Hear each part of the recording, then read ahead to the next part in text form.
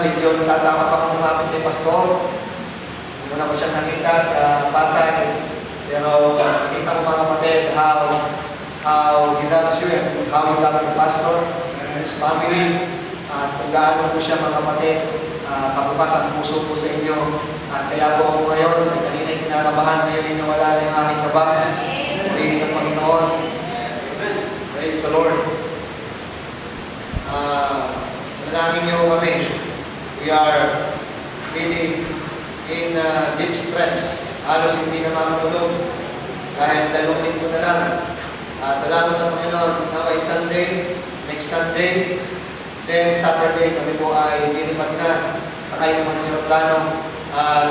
Babalik na po kami muli. Dadaan muna sa ilang bansa. Dahil mo connecting flight. I have meetings in, church meetings in Singapore and Malaysia. At from there ay tutungo na po kami sa bansang Sri Lanka. Ano po yung nangangailangan natin yung mga panalangin mga kapatid? Hindi po madaling bansa ang aming hindi ko masasabing napili. Kasi kung pipiliin, talagang hindi ko pipiliin yung bansa na yan. Pero ang Diyos po pumili at tumawag sa amin, kaya kami po ay susunod lang. Kailangan lang po kami ng inyong panalangin mga kapatid. We need your prayers. Thank you so much for this privilege, Pastor, for giving me this opportunity to share the Word of God to your church. And I pray that the Lord will touch you and motivate you and encourage you once again to love the Word of the Lord, not only here in our country, but also around the world. Let's open your Bible in the book of Genesis. Genesis chapter 22. Genesis chapter 22 verses 1 and 2. I invite everyone to please stand up to respect the reading of the Word of God. In Genesis chapter 22 verses 1 and verse 2. Hindi po ba natin sabay na basahin? Pampagising lang po. Amen. Sana po, huwag yung kakaya magdala ng Biblia. Kasi sa bansang Sri Lanka ay hindi po kami pwedeng magdala ng Biblia roon yung public, mahalata nila ng missionary kami. Kaya nga sana, prayer po sa Panginoon, sana yung mga tamad na magdala ng Bible, sana sila yung tawagin. Kasi tamang-tama sila doon, kahit wala ka ng Bible, wala kang maalalahanin. Pero dito po sa atin, kahit kasing laki pa ng aparador, ay pwede po natin bitbitin dahil walang sisi sa atin. At dito meron pa po tayong monitor. This is really a blessing. We have a freedom here in the Philippines. So we must use this privilege, opportunity to worship the Lord with freedom. Amen?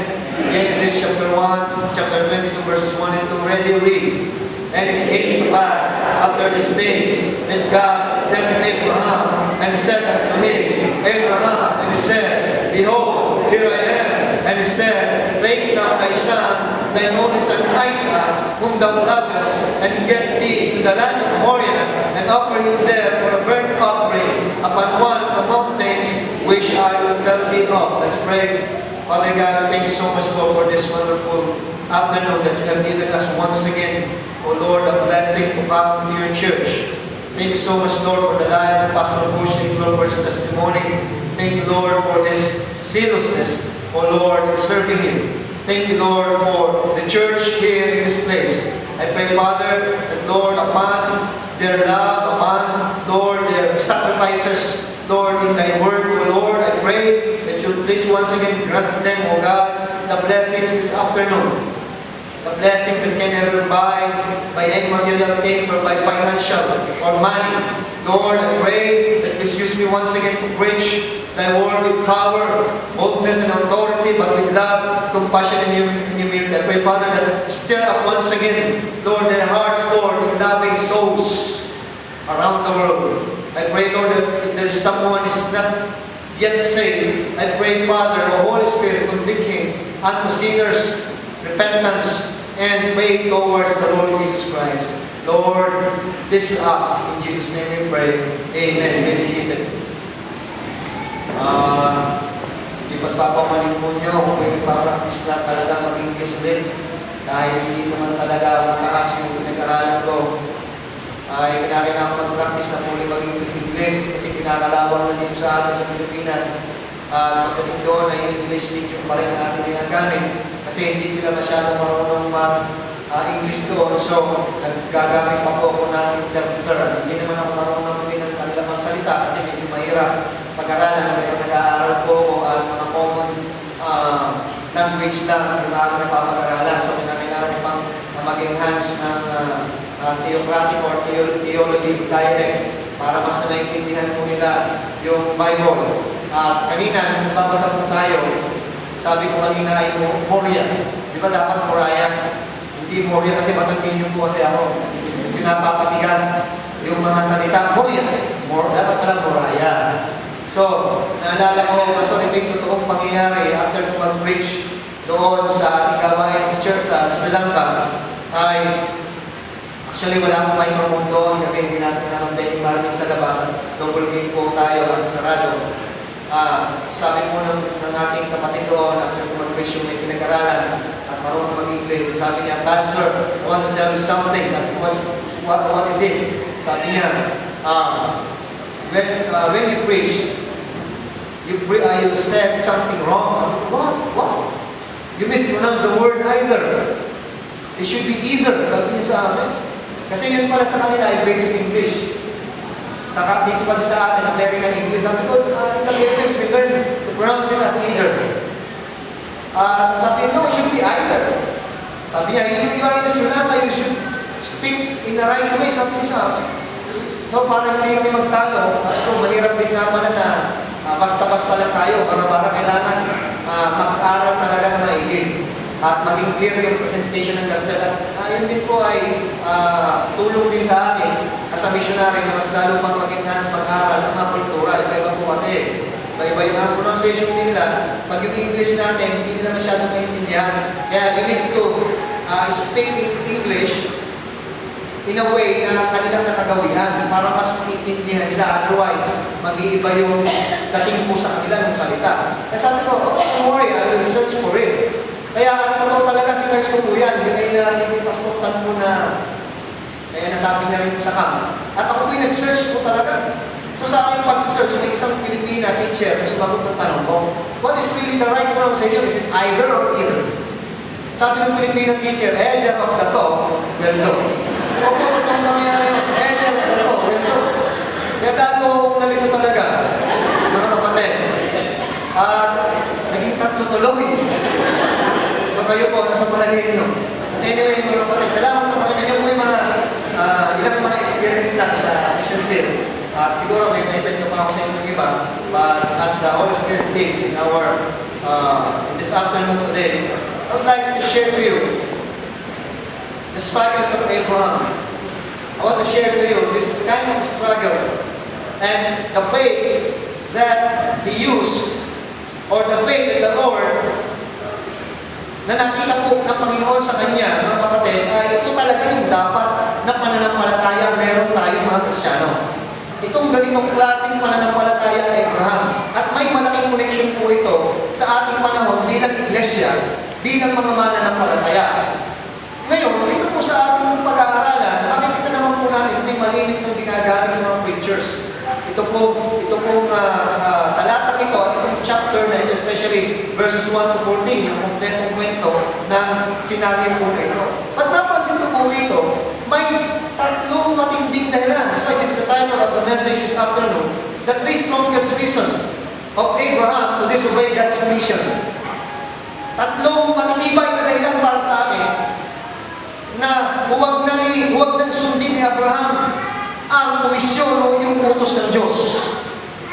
Na parang tayo mapapagkat sa title pala, hindi naman pala. Sa totoo lang po, nakita ko po talaga ito.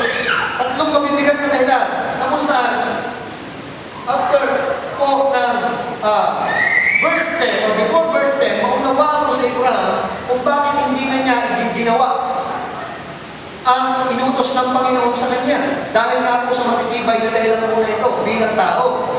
Okay. Ang kanyang ihahandog, walang iba kundi ang kanyang anak na si Isaac. Di ba mga kapatid? Ang kanyang anak na si Isaac ay hindi po hayop, kundi isang tao. This is the first time in the Bible na makikita po natin na inutusan ng Panginoon ang kanyang tao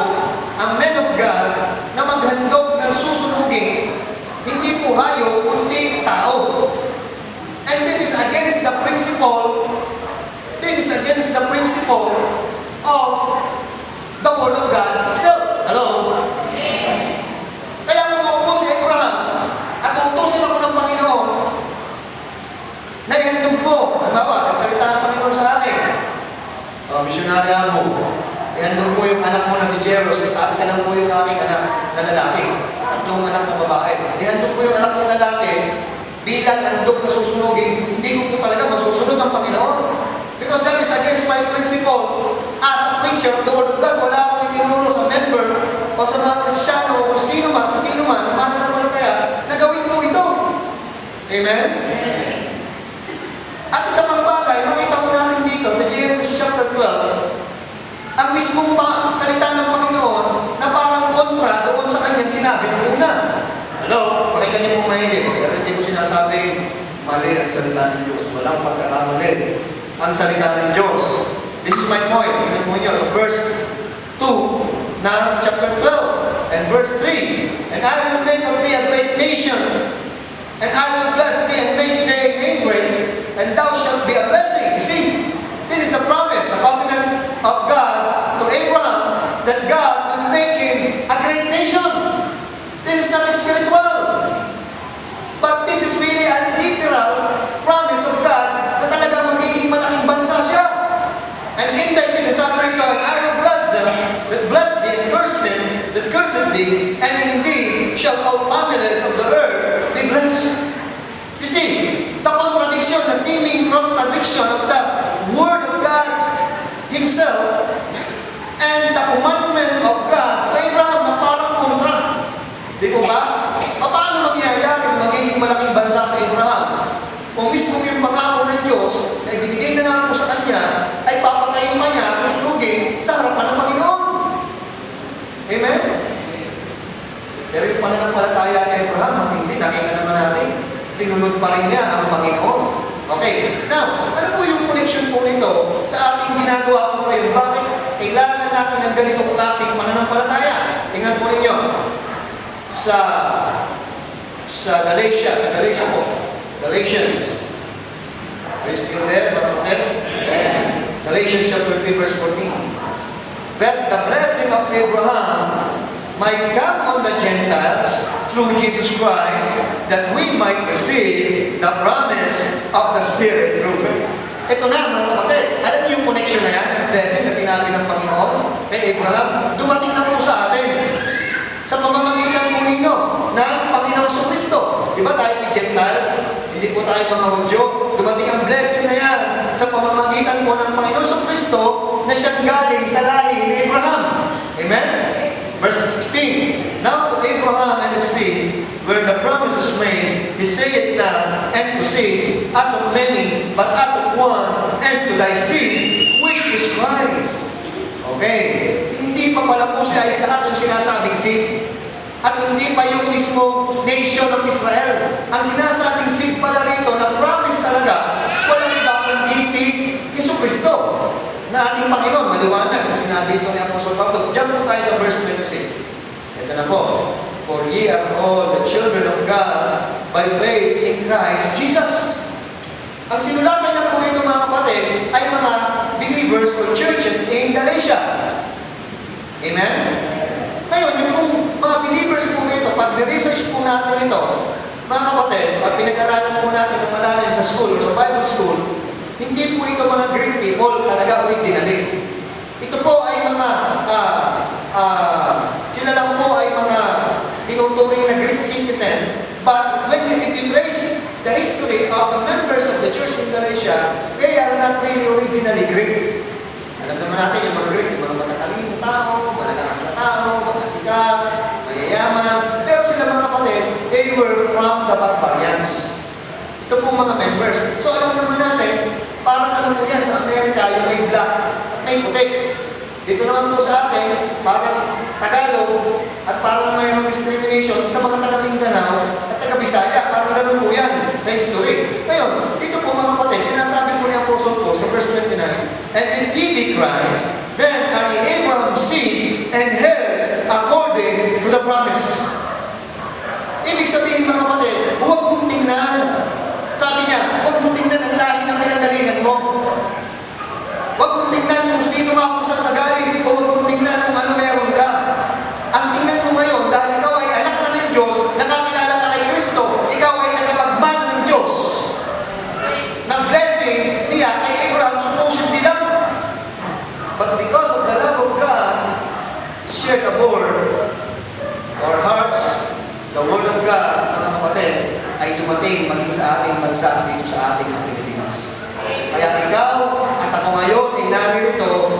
dahilan, ito yung pagpapala po ng Panginoon na sinasabi niya kay Abraham, that the blessings of Abraham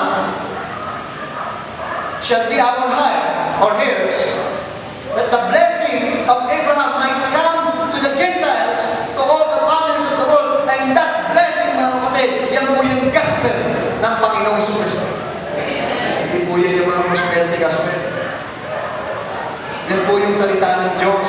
Yan po yung mabuting balita na nakarating dito sa atin sa bansang Pilipinas. And praise God, mga kapatid. Alam niyo ba, habang ito po ay sinusulat, mga kapatid, bago pa ito sulat, tayo po ay nasa puso at nasa isip na ng Panginoon. Na isang araw, tayo po yung gagamitin ng Panginoon. Tayo mga Filipino Baptist Churches ang gagamitin ng Panginoon upang ipahayag ang mabuting balita sa buong sanlibutan at ito'y mapakinabangan ng mga pamilya, ng mga tao sa buong sanlibutan. It's a great blessing to us. Amen, mga kapatid?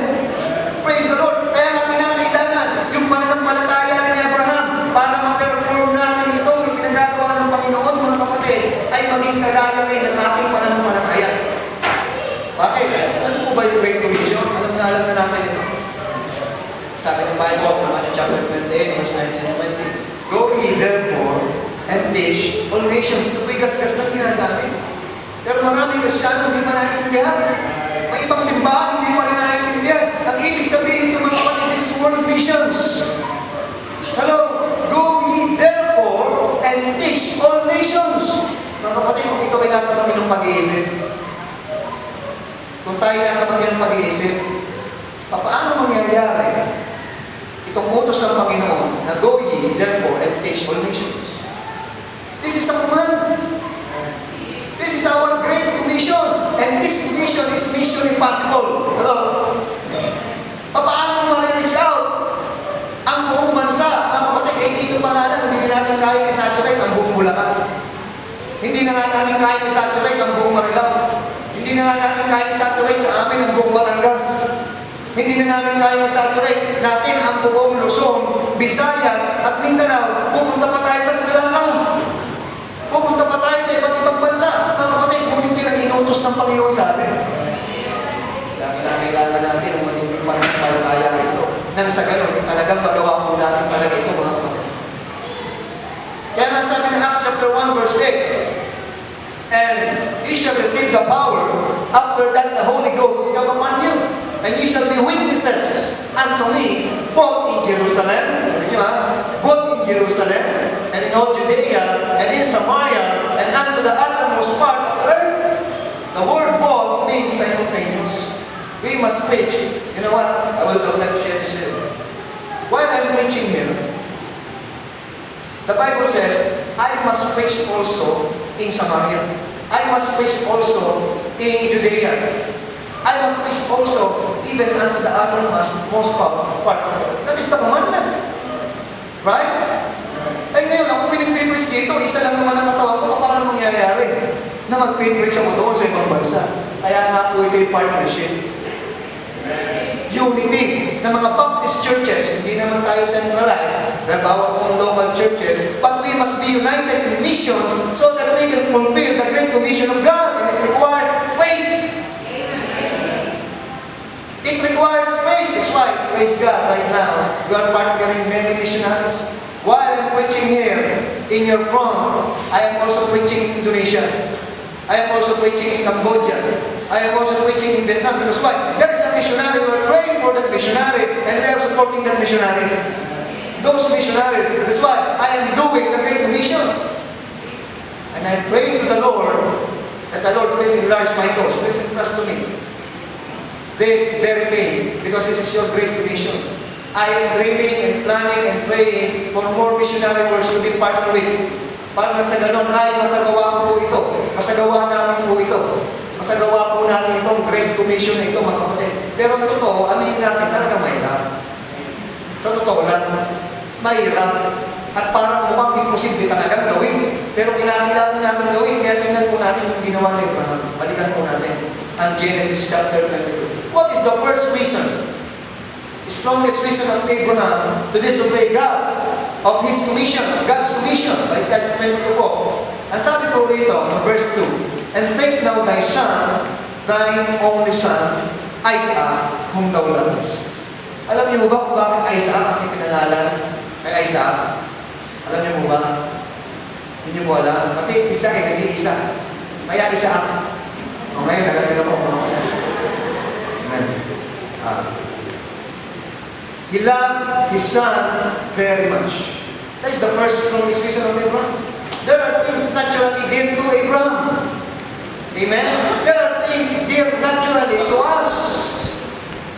But God requires those things that you love, that we love, even that is a person or anything above God, we must offer it to the Lord so that God can use us. Alam niyo mga kapatid, si Abraham, bakit niya talaga masasabi natin na mahirap gawin ito ng Abraham? Unang-una, yun nga sa ibang tao lang, kahit hindi niya anak, hirap nang gawin yun eh. Susunugin mo isang tao, against siya katawag mo ng sipon. Pero ito, anak niya pa ito eh. Amen? Alam niyo nung una, he left his kindred dahil sa pangako ng Panginoon. Ganyan yung mga missionaries, mga kapatid. Ako po, pastor, galing tayo doon sa PNP conference. Talagang ako'y nangingiyan. Iiwanan ako aking mga kaibigang pastor, ang fellowship dito. Pagdating namin doon, magsusulo na naman kami. Yung missionaryong Pilipino po, kami po'y malapit lang sa isa't isa. Mga 8 to 9 hours travel lang bago kami magkita-kita. Malapit lang po yun. So, sa Sri Lanka. Pero dito, anytime, kahit yung sumali ng aming Baptist Church, nakakaway pa nga yung iba eh. Pero pagdating mo doon mga kapatid, kahit sino pa yan, kaaway yan. Actually, wala po talaga akong kaaway. O kung sino man yan, inaaway man yan ako bilang ako'y pastor. Pagdating yan doon sa Sri Lanka, talagang yayakapin ko yan, pagdilingkuran ko yan, dahil miss na miss ko. Mamimiss namin ang mga kapatiran. Mamimiss namin ang mga mahal sa buhay. Lalo-lalo na po ako, Mama Skoy. Ay pag-uwi ko mamaya sa amin, wala nang pangulam dahil nubos na yung aking mga anak. Akala hindi na ako dadating. Kakatukin ko lang yung nanay ko, sigurado may pangulam yun para sa akin, kapit-bahay namin. Pero sa Sri Lanka, wala na yan. Pag nagkasakit ang mga bata, kung ano man mangyari sa amin doon, wala nang ibang malalapit ang mga kaibigan, mga kapatid, kamag-anak, wala na. But God requires everything or anything that you really love most, and you must offer it to the Lord. Yung separation nga ni Lot, ni Abraham at ni Lot, masakit sa kanya yun. Diba, natanda niyo po si Lot, yung pamangkin ni Abraham? Dito makikita, mahal na mahal niya kanyang anak, kaya mahirap na itong gawin eh.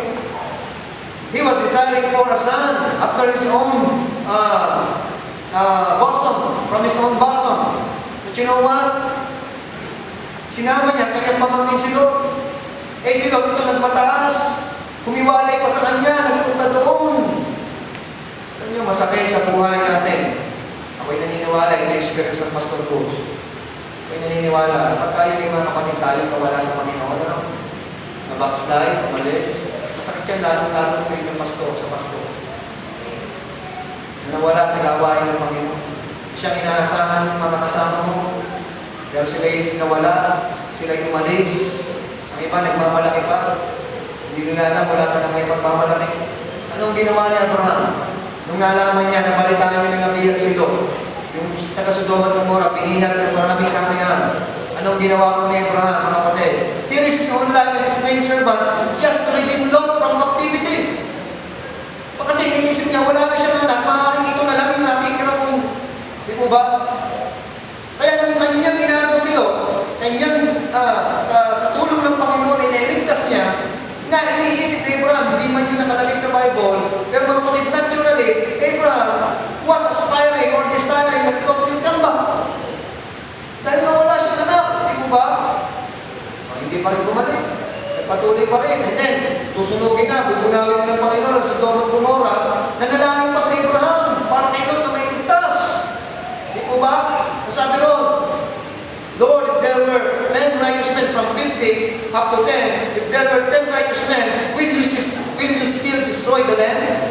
Kasi bakit 10? Iniisip po ni Abraham si Lot at kanyang pamilya. Probably there were 10. Yung asawa ni Lot, yung tatlong anak ni Lot na virgin, yung tatlong anak ni Lot na may mga asawa, may mga apo yan, probably at least 10. mga kapatid, walang 10 eh. Tatlo sana, apat sana yung asawa, naging-haliling kasi pa. At hindi bumalik si Lot, masakit kay Abraham yan. Yung mga sitwasyon na yan.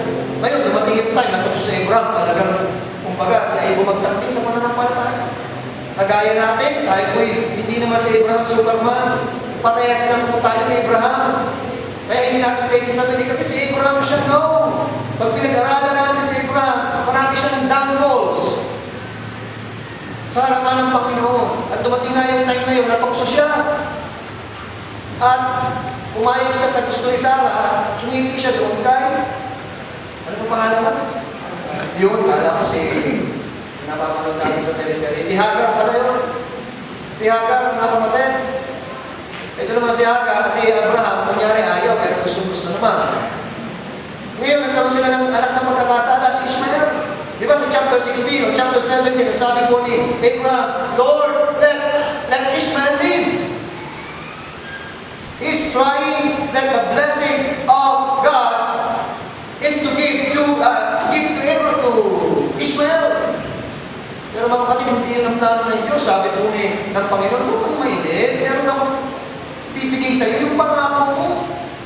At naniwala sa Abraham, mga kapatid. At yan, dumating po yan sa Genesis chapter 21. Yan niyo po. Verse 5. And Abraham was 100 years old, and his son Isaac was born unto him. Nagantay siya. 100 taon na siya nung siya nagkaroon talaga ng kanyang totoong anak o tunay na anak sa asawa niya, si Sarah. Verse 8, and the child grew and was weaned, and Abraham made a great feast the same day that Isaac was weaned. This Thanksgiving, this party, this feast, great feast, sabi po ng Bible, mga kapatid, ay intention of their celebration for Isaac, for their Thanksgiving to the Lord. That was chapter 21. But when you turn your Bible now, this is chapter 22. After ng malaking kasiyahan. Ano na, masakit yung kay Abraham. Bakit? Pinag-aaralan ko po yan. Pumutaw sa nanay, sa pagdating sa nanay. Probably 3 or 4 years old na yan. Si Isaac. Makulit siya, masayang-masaya. Si Abraham naman sa kanyang katandaan. Kanina nga ako si Pastor Butch. May mga pinapalapit na bata. Kita ko yung joy niya sa... Ako niyo po ba, Pastor? Malapit siya. Ang bihira. Naiinday yung Pastor, hindi ko sabihin.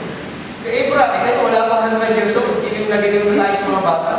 How much kung si Abraham, 100 years old? Ganun ang effect nun, giling na siya. Anak niya, nakikita niya 3 taon, 4 na taon, tapos ngayon bibit-bitin niya, dadalhin sa land of Moriah para susunugin. It's impossible. Hello? But you need to do it because that is God's commandment.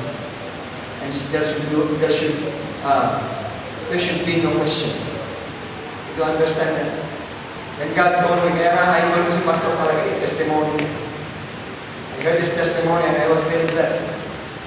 Kaya sabi ko, nung tinawag ka talaga ng Panginoon, kung siya nagawa niya yun, magagawa ko rin sa biyaya ng Panginoon. The Lord called me, Pastor, when I was in prison. I was a notorious man in our place. In Batangas City, I was a founder of a fraternity and a gang leader. Most of my colleagues are 6 feet below the ground. But you know what? By the grace of God. By the grace of God. The church who prayed for me is my sending church.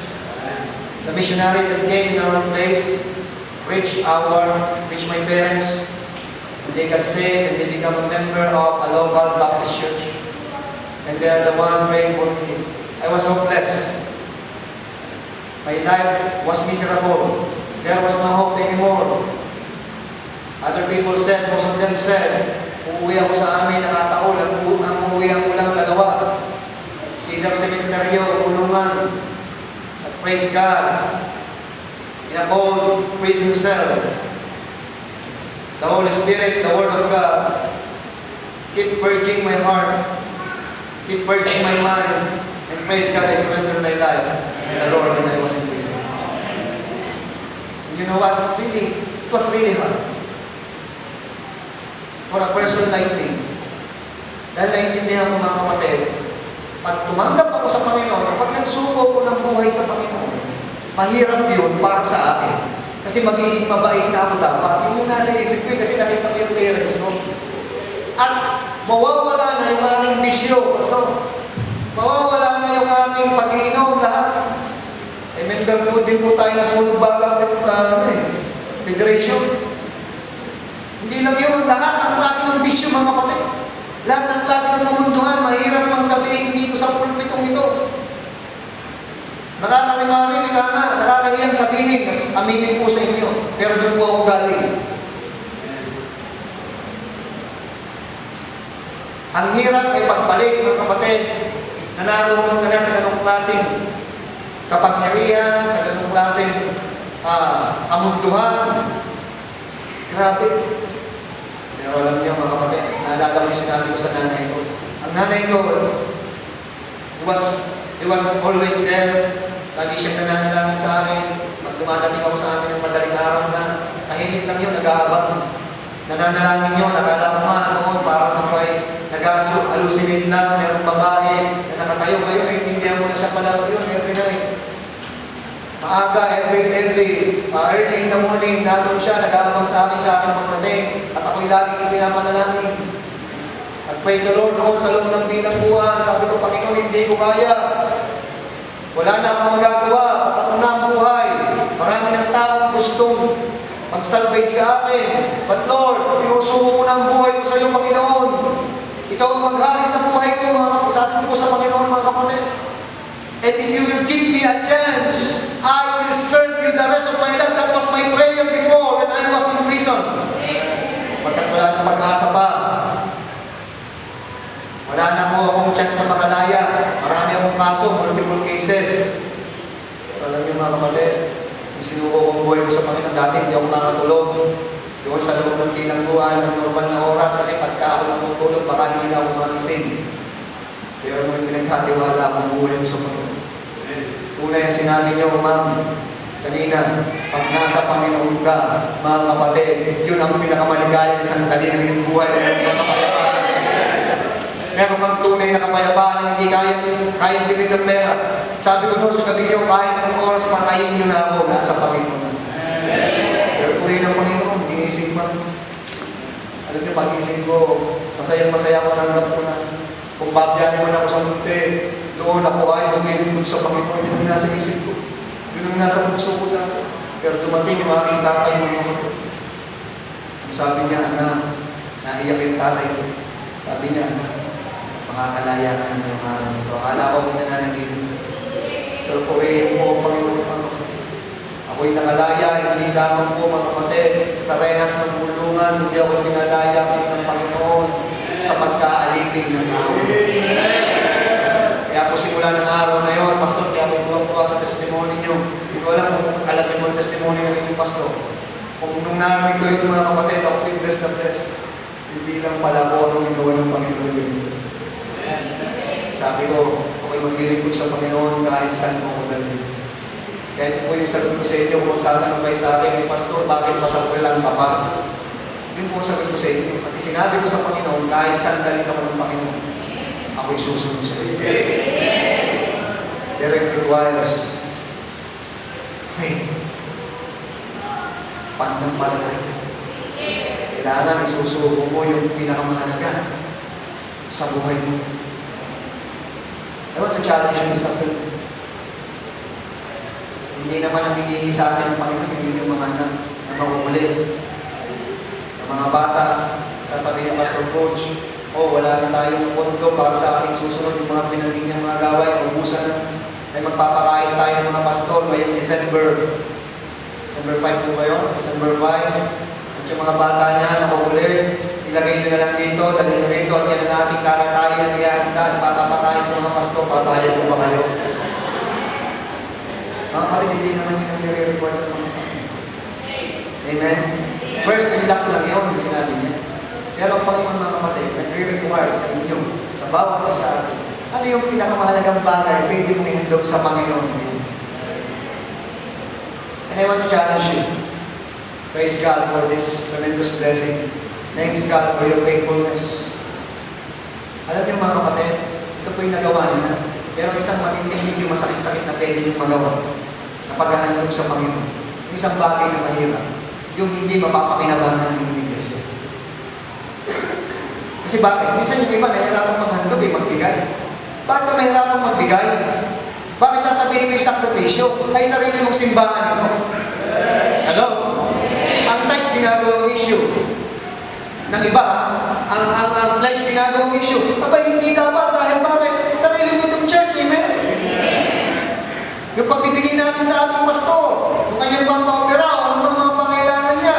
Bakit magiging issue? Bakit? Kasi pastor mo yun Pastor natin yan Mapapakinabangan natin yan. Kapag hindi siya naging masaya, sabi ng Bible, hindi natin mapapakinabangan siya. At itong church natin, mga kapatid, yung ginagawa po ninyong magbibigay, yung ginagawa natin magbibigay sa ating local church, napapakinabangan natin, kaya tayo ay may magandang building ngayon. Meron tayong electric fan, mga kapatid. Amen?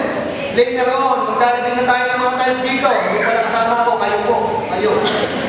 Kasi kayo member po dito, mga kapatid. Huwag natin iaasa sa mga politiko na magbibigay. No! Hello? Tayo ang gagawa niyan, mga kapatid. Kaya hopefully, next year, pagbalik ko po nakatiles na ito. Amen?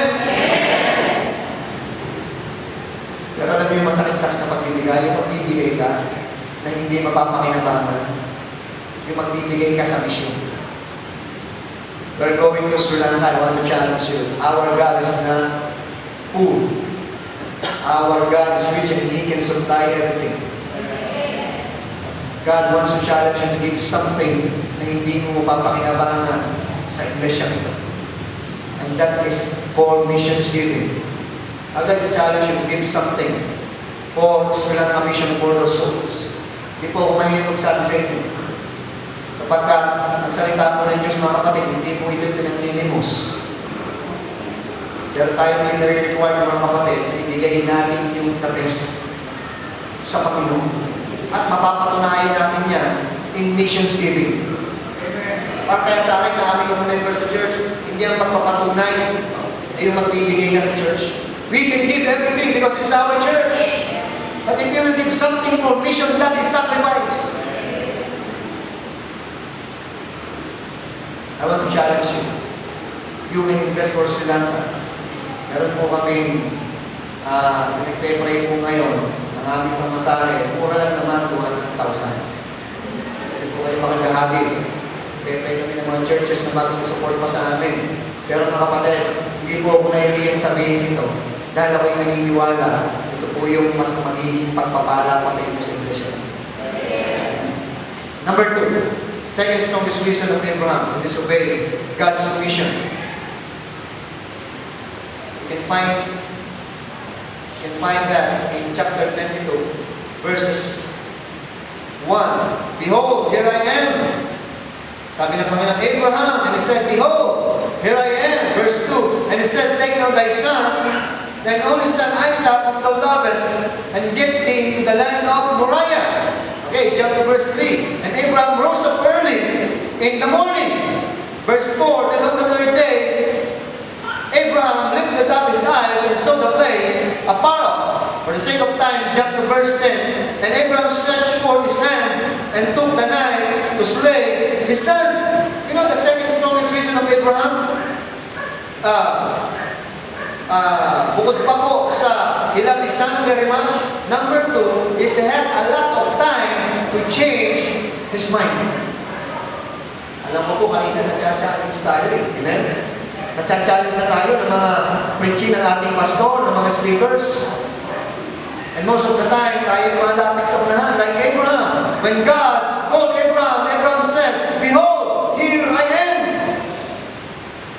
Sometimes you commit to the Lord, Lord, this is my commitment. Lord, I was challenged. And now I am doing this. I'm giving my life to you.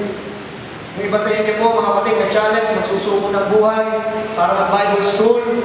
Yung iba naman na-challenge na mag-misyon.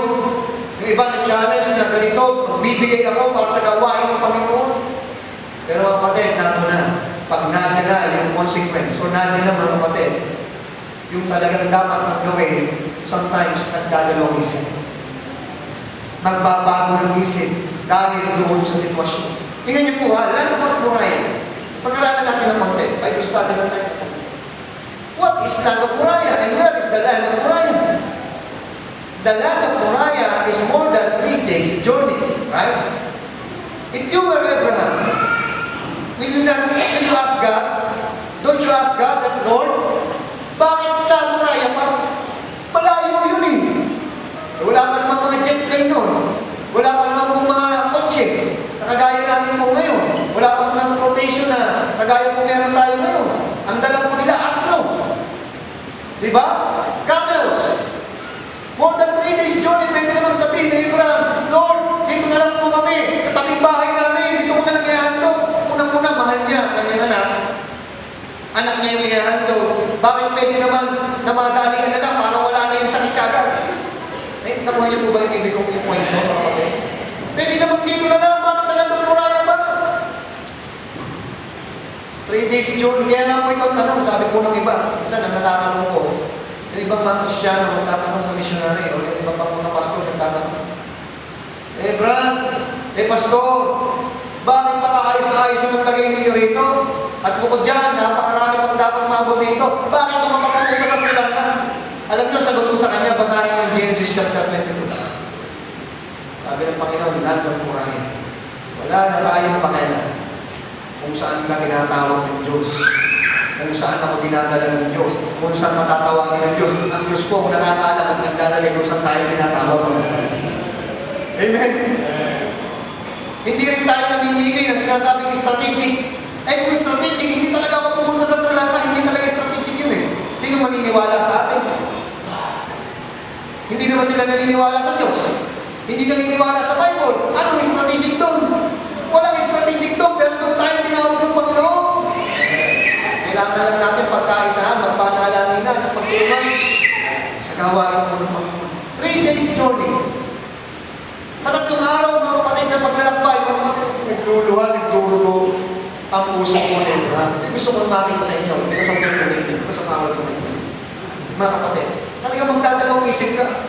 Hindi kasi madali. Dahil mo sa gawain pagmimisyon.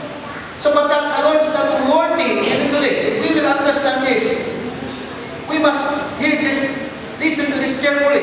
Because why? Ang hinihingi sa atin ng Panginoon is not just our second-class type of service. Hello? The Lord is worthy to receive our highest honor and worship and service and offering to the Lord. Amen? Kaya kung pagdating po sa misyon, sa faith promise giving, ang faith promise giving, hindi po yan dapat tira-tirahan. Hello? Kung tayo nagbibigay, nagbabalik ng tithes, nagbibigay ng talagang best offering natin sa Diyos, and that is good. Pero pagdating sa missions giving, mga kapatid, mas dapat, mas best, hindi po yung love offering. Alam niyo po ba yung love offering, mga kapatid? Yung pag nag-offering, nagtutulungan. Kasi bakit? Barya-barya, tira-tirahan. Sa palagay niyo kaya, magkano kaya ang gagastusin ng Panginoon? Kung ang Panginoon ay sumakay sa aeroplano from heaven, going to this world, and how much barrel or how many barrels of octane gas ang kakailanganin sa jet plane na gagamitin ng Panginoon from heaven to this world. Mga kapatid, ang pagpupuming po natin sa misyon o sa gawain po ng Panginoon, mga kapatid, dapat natin naintindihan, this should be best. Ito po yung pinaka-best natin may offer sa ating pong Panginoon, mga kapatid. At ito palagay, nakakapagdalawang isip. Sa totoo lang po. Tama po ba? Best yung ibibigay ni Abraham eh. Hindi naman tira-tirahan eh. Kaya talaga magdadalawang isip siya. Nagtutugo ang kanyang puso at isipan.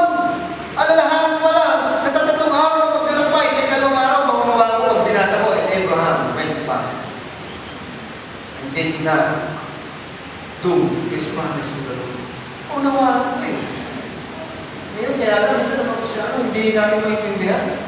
Yung nga babalik lang sa hapon, na pananambahan, nagdadalawang isipan.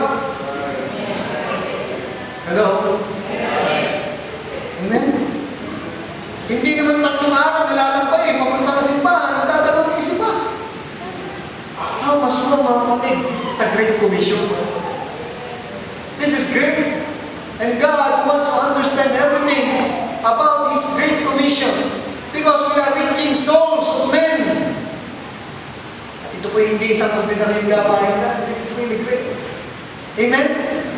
Alam mo ninyo, sinubukan mo kami ng Panginoon. Kami po bilang mag-asawa. And to be honest with you, muntik na talaga kami sumuko at mag-back out sa pagmimisyon, mga kapatid. Sa mission sa Sri Lanka. Ako po'y mahigit na nasa 2 years deputation. Going to churches and encouraging them to partner with missions, especially sa mission natin sa Sri Lanka. Pero sa porsyento talaga ng mga churches sa buong Pilipinas, napakaliit na porsyento po ang nakikipag-partner sa mission. Hindi po masyadong naunawaan ang ibig sabihin po ng word mission. Ang pagkakaalam nila sa mission is yung kami naman nagsusulbinig. Tama yun. Kami naman din may mga mission sa aming simbahan. At yung iba, minsan hindi maiwasan na malaki na ang aming gawain. Doon nga ako sa amin, pagka ako tinatanong kung galing magpalaki, Pastor Cesar Hernandez. Ang laki na lang yung church, ang laki na lang yung gawain. Sabi ko sa kanya, kapatid, gaano ba karami ang tao sa buong mundo?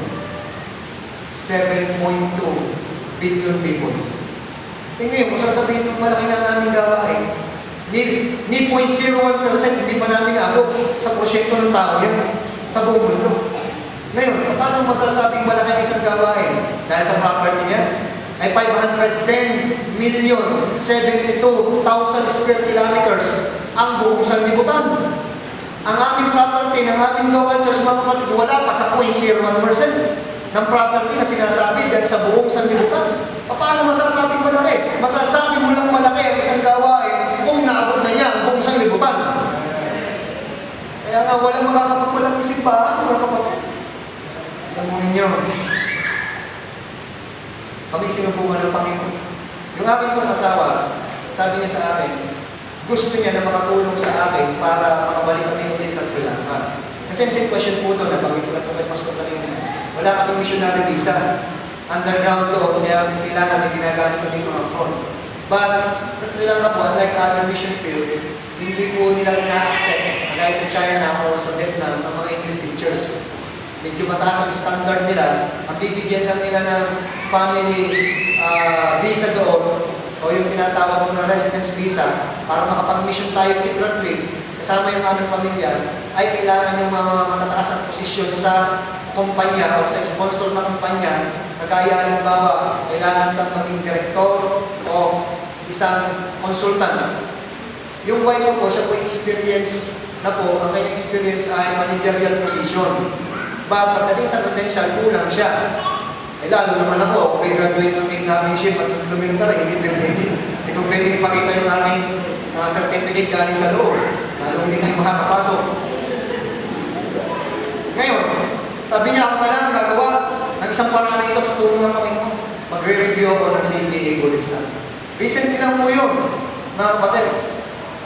Ngayon, 10 months siya nag-review. Ngayon, sa kanyang 10 months sa pag-review, halos umuna. Sabi ko sa kanya, tumawag siya sa akin, ako nasa Mindanao, sabi niya sa akin, hindi na ako mag-take ng exam. Bakit? Papagsak lang ako, hindi ko kakayanin. Wala na talagang halos oras siya makatulong. Kasi 4 yung anak namin, iniintindi. Nag-aaral, nagkakasakit. Ako naman nasa deputation, going to churches. Sabi ko ganito, ano bang dahilan mo? Bakit ka pumunta na exam para makamasa? Oo naman, ikakamali ka, kaya ang dahilan mo. Hindi mo ba natandaan ang commitment mo sa Panginoon? Gagawin nila para sa Kanya. Para sa mission natin sa Sri Lanka. It doesn't matter kung makapasa ka o hindi, basta makakuha ka. Kasi yan ay ginagawa mo para sa Panginoon, para sa Kanyang kaluwalhatian. Walang problema, ano man ang resulta, ang mahalaga, ginawa mo yan para sa kaluwalhatian ng Diyos. Kung sabi ko sa Kanya, ba, na-encourage? Praise God, kumuha na exam, nakapasa ko, CPA. Nakatuwa talaga, tuwa siya, tinawagan niya ako, sabi niya sa akin, nakapasa na ako, praise the Lord. Ako naman, tuwa rin, mga kapatid. Kaya lang, dumating yung pagsubok. Talaga makakapagdalawang isip. Merong kumpanya na gusto siyang kunin. Doon po sa Maynila. As a finance director ng kumpanya.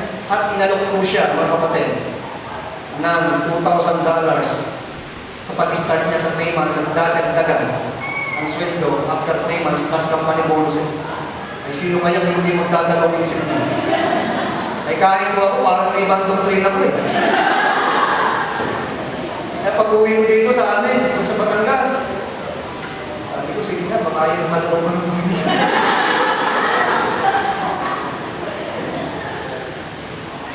Pero alam mo ko sa puso ko, struggle ako sa akin, hindi ko kalapapalong ako. Kasi nagsuko na ako ng buhay sa Panginoon. Nagsuko na rin ng buhay ng asawa ko sa Panginoon. Magmi-mission kami sa bansang Sri Lanka. Pero alam niyo mga kapatid, ako ho ay ng tawad sa inyo kahit ngayon lang tayo nakita. Naging pangin ang gamit ng aking asawa. Dahil to be honest with you, asawa ng naturality. Hello? Yung aming mga anak, apat yun. Kailangan nilang mag-aaral. Alam naman natin, sa mission field, sa mission work, this is by faith really. Wala po kaming sweldo rito mga kapatid. Umaasa lang kami sa biyaya ng Panginoon sa mga simbahan na hinihingi po ng Panginoon na mag-partner sa mga missionary. Pag ang missionary, i-stop na talaga ng mga churches ang support dito, gutom ang mga missionary doon sa mission field. Hindi mo na mga sa yan. Nasa na yung sweldo namin mula kung tayo pinirmahan dito. Walang ganon sa mission mga kapatid. Kaya sa totoo lang po, mga kapatid, struggle yung aking asawa. Talagang tines kami dito sa teaching na ito. Sa point na ito, kung talagang hindi mag-back out o hindi. Parang si Abraham. Alam niyo mga kapatid, nakaimpake na yung gamit ng aming asawa, luluwas na kinabukasan sa Panginoon. Pero sabi ko sa aming asawa, tayo manalangin mo sa Panginoon. Kung talagang ito ang kalooban ng Panginoon sa atin. Hindi lang po yan alam, pastor, ng mga simbahan na rin po niya. Ang bala ko sasabihin ko na lamang sa Asian Baptist Spirit kung saan ito ang nangyari. Pero alam niyo mga kapatid, ang totoo talaga nagduro ang aking puso. Doon sa sinasabi ko ng Panginoon at pinaalala sa akin ng Panginoon. Okay, kanyang tinubos. At inahon mula doon sa musalit.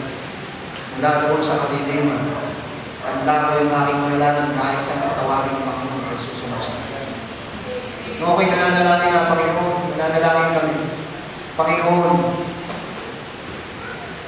magpadala ka po ng mga aral sa bansang Sri Lanka kung kami po hindi na pumunta ng magpadala.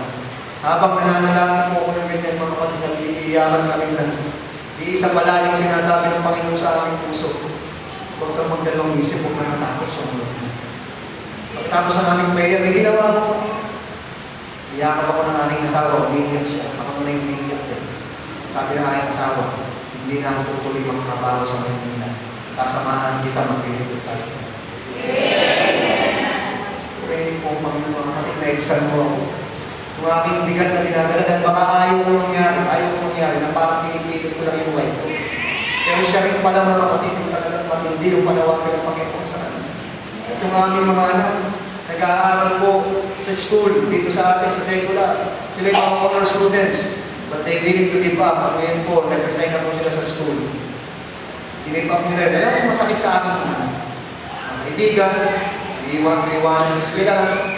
Pero kami babalik po sa Sri Lanka para po bigyan paluwa natin ng Panginoon sa pamamagitan ng pag-reach out.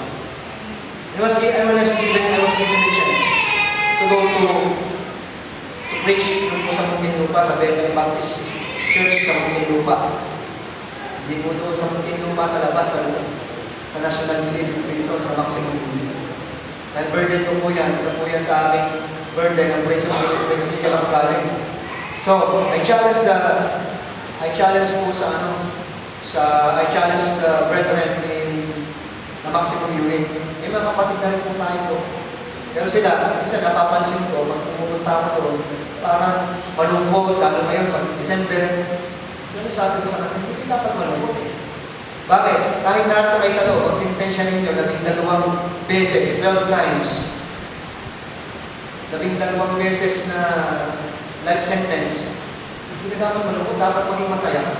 Bakit? Kung naligtas ka, nakakilala ka sa Panginoon, kahit naririnig mong salita ng Diyos, ikaw na ang pinakamayaman sa lahat ng tao at pinakamalalim tao sa buong kahit naririto ka. At ikaw na ang binigyan ng Panginoon ng pag-asa. Samantalang yung mga tao to, they haven't heard the gospel even once. Pero dito sa atin, sa munti, kahit sa loob, tuwing Webes, meron kaming gawain, tuwing araw ng linggo, may gawain din. Doon sa munti, challenge ko sila. pwede pa rin kayo maglingkod sa Panginoon. Kahit kayo narito sa loob, pwede kang mag-mission sa Sri Lanka. Sinong gusto maging missionary sa Sri Lanka? Taas ang kamay, taasan mo lahat. Eh, gusto makalata. Kaya lang sabi ko, hindi ko kayo binibigyan ng pulso. May kanya-kanyang panawagan sa atin ng Panginoon. Hindi naman tayo Pentecostal, dalaya ka na bumas, dalaya ka na bumas. Hindi tayo, ano? Sabi ko, pwede ka pa rin maglingkod sa Panginoon. Ngayon, natanong ko, medyo nagtatawanan tayo, di po ba? Ngayon, natanong ko sa inyo, sino ang sasama sa amin sa Sri Lanka? Nasa ko. Kaya nyo, wala na mga sa inyo. Kasi naroon sila sa affliction eh. Pero minsan, ang handa, pagdadalawang isip ng isang Kristyano, hindi yung kahirapan, minsan yung comfort. Hindi na minsan yung kahirapan, yung comfort. Pero alam niyo, hindi ko naiintindihan yung sinabi ni Apostle Paul sa 2 Corinthians chapter 8, verse 1 to 5. Moreover, brethren, we do it to it, the grace of God bestowed in the churches of Macedonia. How can the great trial of affliction, the abundance of their joy and their deep poverty, abounded unto the riches of their liberality, making us with much entreaty, that we would receive the gift and take upon us the fellowship of the ministry of the saints. And this they did, not as we hope, but first gave their own selves to the Lord and unto us by the will of God. Alam niyo, mahirap ito. Itong mga iglesia ito, itong mga mananampalataya nito. Pero sila mga kapatid sa anim na magdalawang isip na kanila na lamang kakainin, ibibigay pa kay Apostle Paul para sa misyon. Kaya sabi ng Apostle Paul, how that in a great trial of affliction, for to their power and beyond their power, they were willing to themselves, higit pa sa makakayanan, praying, asking, questioning. Alam niyo ba yung prayer? Hindi ko yung nananalangin eh. Sige brother, magpe-pray kita. Idalating na missionary sa sige brother, magpe-pray kita. Hindi po sila ganun. Nasabi doon, praying, asking, questioning, that we would receive the gift. Nakikiusap, nagpapakaawa kay Apostle Paul. Sige Apostle Paul, tanggapin mo na. Sabi na Apostle Paul, nakakakonsensyon tanggapin, kahirap pa nga kayo sa dagat. Deep poverty. In the Greek word, it says, it means deepest surface of the ocean floor. Grabe ang kahirapan. Pero pinagpatutuhanan ni Apostle Paul at ng mga missionaries na kasama niya, yung grace ng Panginoon na nakita niya dito sa mga taga-Macedonian churches. Mga kapatid, experience ko yan dito gawin ko kulang sa inyo, hindi ko mapigilan. Dito po sa bilang buwan, yung sineshare ko sa inyo Panginoon. Nag-preach ako about missions. Di man may makarating. Pero kinalas ko sila, you can pray and you can give. Yung pala, may pera rin sa loob. Sabi ko, kaya lang, pera sa bubuhan ng pera ito. At kinalas ko sila. After po ng challenge, after na worship service natin, sayang-saya yung mga kapatid natin doon na inmates. At yung pinakamatindi, yung pinaka-head sa kanilang gang doon sa loob, natin po umatid. Malaking tao, sabi niya, Pastor, huwag kang muna alis ha. Nakakatakot pa. Ikain po kami, nagpakain sila, kain kami. Sabi ko, ganito pala dito sa loob.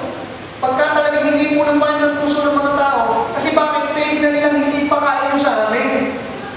Kasi po, nadaanan ko po yung kainan, yung mga nagpapakain, nagkarasyon, parang kaning baboy, mga kapatid. Pero nung kami po ay kumain ng tanghalian na yun, para kami kumain sa 5-star restaurant or hotel. Grabe, masaya-masaya sila, natuwa sila. Ngayon, okay, nagpapaalam na sabi ko, sige mga kapatid ha, Pastor, ito muna kakalis. Ang hirap, bro, hindi ko pinangarap ang tumira dito. Dati pang biyahe ko dito, pero sige naman, kaalis na kami, Pastor, meron na po kami ibibigay sa inyo. Ano yun? Kaya maya, bumalik, kumuha ng may sobrang binigay sa akin. Bravo na. Sa inyo na yan. Hindi nila alam, I'm supposed to preach to Pastor Lyons Church. Na-invite po ako, kaya lang, hindi ko na yung po pinagbigyan kasi ako po yung naka-schedule na mag-preach sa kanila. Pwede ko naman po i-cancel yun. Hindi na naman nila matalaman. Kasi sabi nila, pag daw malaking church, malaki po daw ang laptop. Ito na sabi ng mga missionary. Kawala mo yung mga kapatid. Minsan totoo yun, minsan hindi rin. Pero hindi naman tayo nag-preach dahil sa pera. Nag-preach tayo, naglilingkod po tayo sa Panginoon para sa mga kaluluwa. Dahil kung tutuusin, pwede po naman silang tanggihan. Pero yung po ay burden calling sa akin ng Panginoon na lagi ako mag-preach ka sa muntik. Kasi dapat pambiyaya ko dyan, pero yung man lamang makapag-witness po ako dyan, makapag-share ng Word of God, that is blessing to me. Mga kapatid, alam nyo, sabi niya, Pastor, sige na po, tanggapin niyo na po ito para sa mission po natin sa Sri Lanka. Tinuruan niyo po kami, Pastor. Ang bihira, talagang nabagbag naman yung damdamin ko. Para sa Apostle Paul, hindi rin-resist niya. Kasi naman sila sa affliction, tapos bibigyan ka pa nila, parang sa akin po, ay mo naranasan niya. Yung isang mahirap na tao, magbibigay pa sa inyo. Para bang salit na yung magbibigay, ba't sila pa magbibigay? Pero alam niyo, mga kapatid, tinanggap ko po kasi naunawaan niyo. Pero alam niyo, pagdating ko sa Bethany, sa Makati, kasi ako po yung preacher nung hapon, sa Prophet's Chamber, mga kapatid, I was curious. Binuksan ko po yung soul. Pero wala akong iniisip kasi sabi ko, galing naman sa loob. Alam niyo mga kapatid, nung binuksan ko po, at binilang ko po yung halaga ng kanila pong mission schedule, ako po'y napalood at napahiya sa harap ng Panginoon. Ako pala mismo ay hindi naniniwala sa aking pinipreach. Dahil nung binilang ko po ang pera, almost 15,000 pesos galing sa ating mga kapatid. Ako po'y napapahiyak tuwing naalala ko yan. Dahil hindi ko ako makapaniwala na ang mga kapatid natin doon, mga kapatid, ay makakapagpili ng ganun. Parang taga-Macedonia, mga kapatid natin. Kung sila nga hindi nagdalawang isip, ako dapat hindi ako magdalawang isip na sumunod sa Panginoon. Papunta sa Sri Lanka at magmisyon dahil ako may kapasidad na gawin niyo dahil pinagpala ng Panginoon ang tayo rito sa labas. Ibig sabihin, kung sila po ay hirap, taga-Macedonia ay hirap, nagawa ko ng gayon, hindi sila nagdalawang isip. Tayo po ay mas hindi na makakagawa ng mga bagay na nais pagawa ng Panginoon sa akin. Amen? Last point na po tayo, tapos na po tayo. Balik po tayo sa Genesis. Number 1, he loved his son very much. He had a lot of time to change his mind. And number 3, the last, is no other than his lady, Sarah. One of the strongest reasons of Abraham to disobey God's commission. Because in chapter 21, verse 6 and 7, beside Abraham, the happiest woman or mother in the world at that time is no other than Sarah. Right? And Sarah said, God hath made me to laugh, so that all that hear will laugh with me. Verse 7, and she said, who would have said unto Abraham that Sarah should have given children suck? For I have borne him a son in his old age. Verse 8, and the child grew and was weaned, and Abraham was made a great place the same day that Isaac was weaned. Sa tingin nyo kaya, hindi kaya iniisip yun Abraham? Na kapag kanyang papatayin niya ang kanyang anak na si Isaac, hindi niya kaya iniisip kung ano magiging epekto at mangyayari na ito sa kanyang asawa si Sarah. Hello? Naintindihan ko po yan, bagamat hindi 100% kasi hindi pa ako nakakapanganak. Kahit kailanman, hindi na siguro mangyayari. Naintindihan ko po yan, yung nangyari sa aking asawa sa Sri Lanka. Muntik nang mamatay sila mag-ina kasi doon po pinanganak yung aming pong daughter doon sa Sri Lanka. At dahil sa mga practice ng doktor, muntik na po mamatay pastor, maraming pong mag-ina. So sa biyaya ng Panginoon, pinagpasalis ko na lang dahil kung magkakaroon ako ng hatred or galit sa puso, mawawala yung pag-ibig natin sa kaluluwa. Pero alam niyo, to make the story short, pinagbiyak-biyak yung aking asawa, inagkarahan, tapos yung aking mong anak na laso na, pagbiyayan niyo sa buhay naman sila parehas. Ganun po sa mission field, mga kapatid. Pero hindi para po natin sabihin na hindi natin magagawa, mahirap, o maawa kayo sa missionary. Just want to show you this is the reality that we are doing in the mission field. We can raise our lives, we offer it to the Lord already, and Lord na po bahala. Kung ibinaba ng nurse yung aming baby namin doon sa aking wife, kung nakahiga siya, pagkaman ang kanyang mukay, hindi maipinta sa sobrang sakit na kanyang naranasan. Kung ibinaba yung bata at namin kanyang mga kapatid, umiiyak yung bata at namin kanyang gumagalaw, buhay, galing na po ilang araw doon sa incubator, pagbaba rito, sabi safe na yung bata, yung aking asawa hindi kayo pinta, yung magkukuha sa mukha, pagamat masakit na masakit yung nangyari sa kanya. Ganun masakit ang nararamdaman po sa akin. Noong panahon na si Isaac itatalim doon sa slaughter place. I-imagine na ni Sarah, ina-imagine na ni Abraham ang mangyayari. Hindi lang po basta tataratan sa dibdib, gigilitan sa leeg, bibisik yung dugo sa altar. Ang tradisyon po nila ay pag-pipirapirasohin yung katawan, saka po kayo susunodin. Inigising mo ni Abraham ang mararamdaman ni Sarah. I want to share this with men of the church. If you are in the highest peak of your faith in the Lord, that is the difficult time na mamimili talaga tayo kung tayo susunod sa Panginoon o mamimili tayo for the sake of our family. Diyan sa time na yan, mga kapatid, sa buhay ni Abraham, na mas matindi yung kanyang pananampalataya, siya'y nakabangon na sa pananampalataya niya.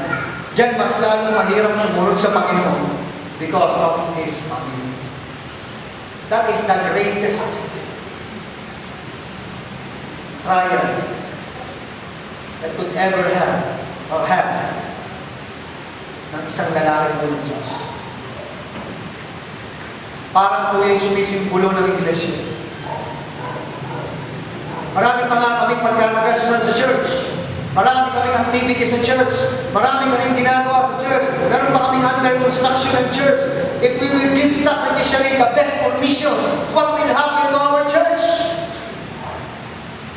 Yan po, katulad ng iba. What will happen to Sarah? She was despised, she was denied, she was deprived.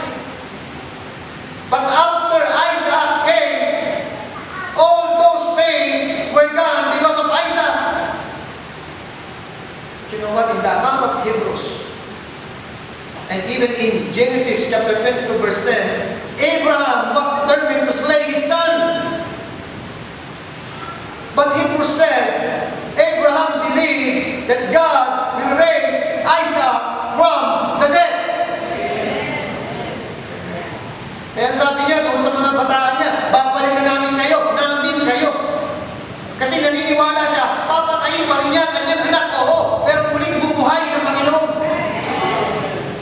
Sapagkat tayo naniniwala, bilang tayo mga mananampalataya at iglesia ng ating Panginoon.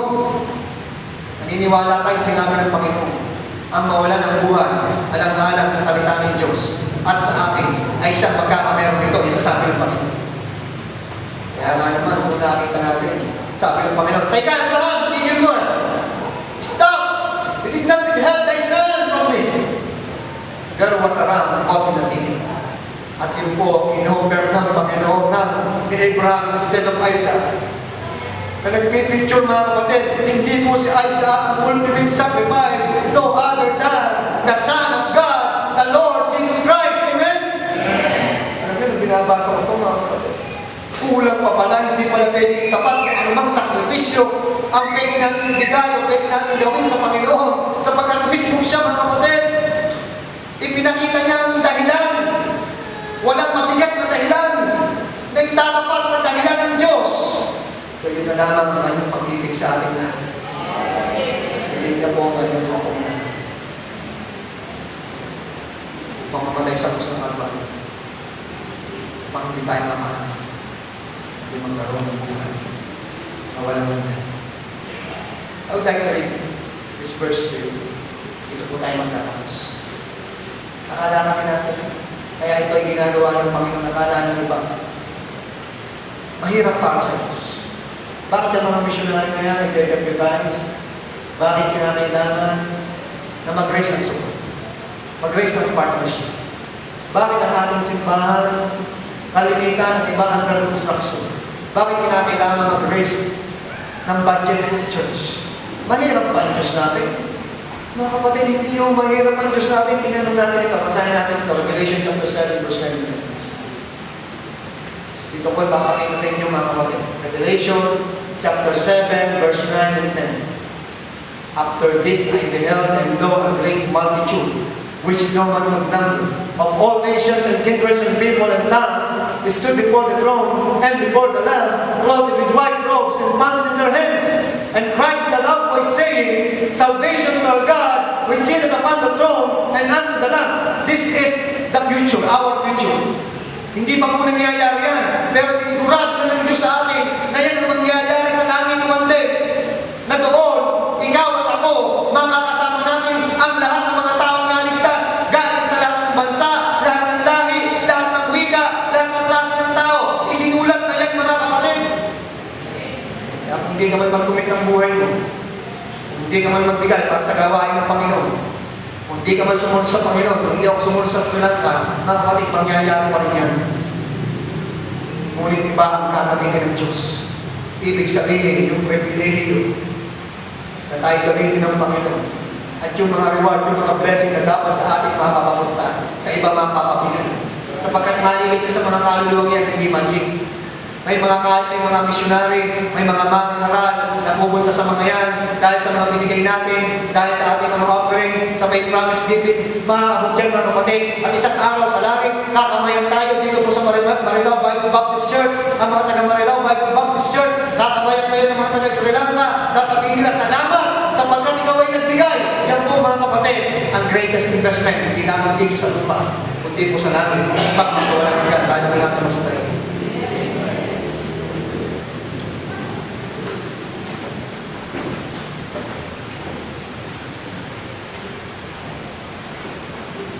Habang tayo na yung apitin mga kapatid. What a great privilege. Thank you so much, Church. Salamat po sa inyong pagtsatsagang makinig. Praise the Lord. Hindi po our labors na in vain. Your labors na in vain. Your prayers, your support to your pastor, your support to your church, your offering, your tithes, everything that you gave to the church. It's not in vain. There are many people here, many people who are not listening. There are people even around the world who are not listening. God wants you to commit something very special. Alam mo, Diyos, marami tayong pinagdaraanan, personal life, family life, and even in our church. But you know what? Why don't you open your heart right now and get and receive which is really the burden of God, and that is missions. Alam ng Panginoon yung mga bigatan natin. Alam ng Panginoon yung mga pangailangan natin habang tingnan po yung pastor natin. Alam ko po bilang pastor, alam ko rin yung mga pinagdaraanan ng mga members sa church. Hindi po tayo rito naglulukuhan. Alam natin ito, nararanasan natin ito. Pero maaari ba ngayong hapon muli, hilingin natin sa Panginoon yung ating mataas na pananampalataya, ibigay niya.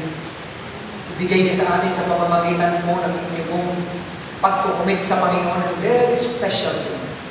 Something, or even your life. God is calling you in mission field in Sri Lanka. Just pray to the Lord and talk to your pastor. You young people, professional, God wants to use your profession.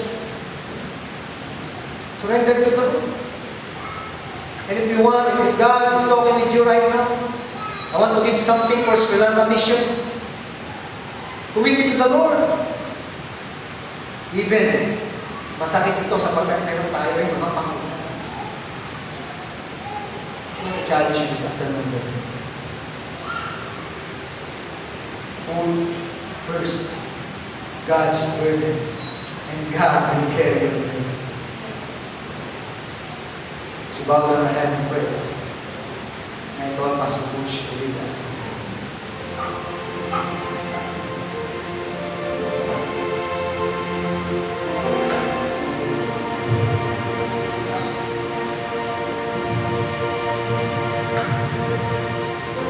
Well, siguro narinig po natin, nakuha natin yung mensahe. Ito po yung kinausap ng Panginoon. Narinig sa parang dalangin na sa kanya. You come. Amen.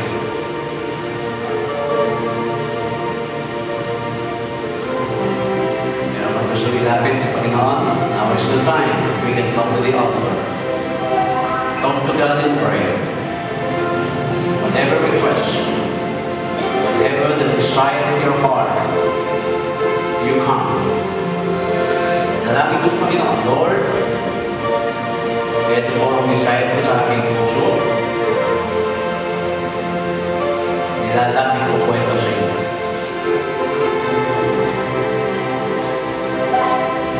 Sige po. Meron ka mga burdens. Meron ka mga pinatasan. Lagi mo alalahanin, bigyan rin dinala mo sa Panginoon. Ang pasanin na yan ay magiging magaan. Pero hanggang ikaw kumakusan niyan, yan po ay mabigat. Kaya kung gusto mo gumaan, dalhin mo sa Panginoon.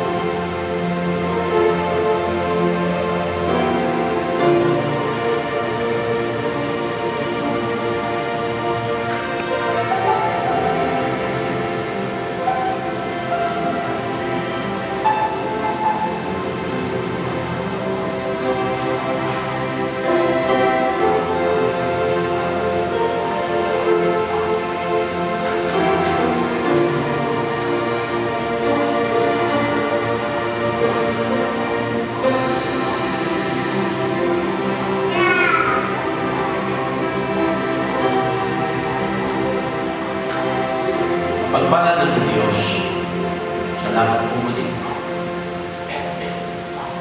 sa hamon na pinagdalawa po sa amin. Salamat, Panginoon. Isa na naman matotoo aming narinig sa taong ligaw, sa taong kasalanan. Niligtas mo po. Ginawa mo magagawa. Tinawag mo sa lugar ng sarilang para doon pangarap ng iyong salita. Salamat, Panginoon. Napatunayan naman namin, O Diyos, na ikaw ay nagliligtas at nagbabago ng buhay ng mga tao. Ganun din kami, O Diyos, mga makasalanan na inyong pong tinatawag. Dahil sa inyong biyaya, Panginoon, kami po ay nagkaroon ng kapatawaran, kami po ay nagkaroon ng katiyakan ng langit. Salamat sa inyong pag-ibig, Panginoon. Nalangin ko po ang mga anak ko po na nasa altar po ngayon. Ano man ang kanilang pong mga inilak, ano man ang kanilang pong mga hinihiling sa inyong po yun, O Diyos, ang aking dalangin, inyong nga po, Panginoon, bigyan ang tugunan nito. Nang tugon na ibibigay mo ay magiging patotoo po nila paano po kayo, Panginoon, na nagbigay at magpapalag sa kanila. Para ang ibang mga tao na makakarinig dito ay matupunawaan na ang tanging kailangan na pag-asa ng tao ay matatagpuan lamang sa inyo po, aming Panginoong Jesus. Lord, you continue to bless everyone. You continue to bless. Ito pong aming missionary na pupunta nga po sa Sri Lanka, Panginoon. Luwan mo po siya, kanyang pong pamilya. Gamitin mo po sila doon. Meron mo po sa aming kalagitnaan na inyong pong tatawagin para po maging isang foreign missionary. Lord, buhay mo po ang kanyang puso. At kayo pa rin patuloy na magbigay ng hamon po sa kanya. Salamat, Panginoon, sa pribileyo na kami nga ay nakakapag-lingkod sa iyo. Nataas po namin ang iyong pangalan. Maraming po salamat, Panginoon. At ang lahat ng ito ay aming hinihiling sa pangalan ng aming Panginoon Kristo. Amen. Amen.